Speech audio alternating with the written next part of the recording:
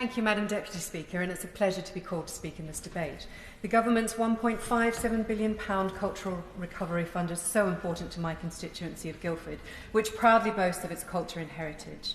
I'm grateful for the grants that Watts Gallery and Syme Gallery have received thus far. I know Watts Gallery have another bid in with the department, and I remain hopeful of good news for them. The support that was given to our magnificent Yvonne Arnaud Theatre and the funding for Guildford City Football Club and Allfold Football Club received to make them COVID-secure venues for players and spectators alike has been incredibly welcome, along with the generous job-saving measures introduced by the Treasury.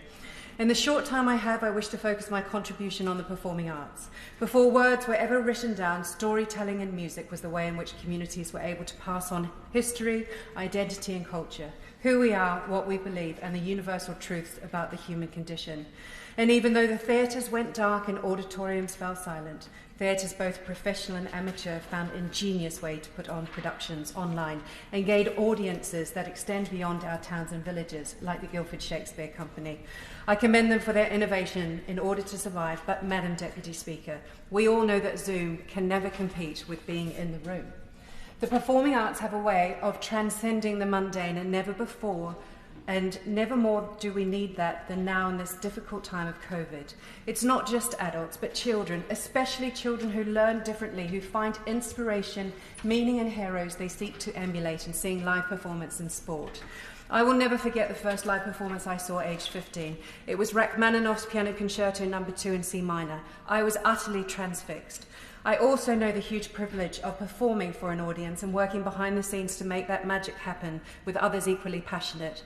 I would see measures installed so that our performing arts can continue. This pandemic will no doubt be the source of creative inspiration and will form part of our storytelling for the future. But we are in a world currently dominated by a media pantomime that doesn't fill our hearts with joy, nor let us momentarily leave behind our cares for an hour or two. It doesn't bring our communities together in the way that our local sports team and amateur dramatics do, nor does it give volunteers involved in these grassroots activities the satisfaction they receive in giving their time for the benefits of others. We must ensure that all these fantastic institutions endure. In conclusion, Madam Deputy Speaker, to slightly reword Orsino's opening lines in Shakespeare's Twelfth Night, and I hope the great bard will forgive me. If sport, dance, pantomime, theatre and music be the food of love, they must play on.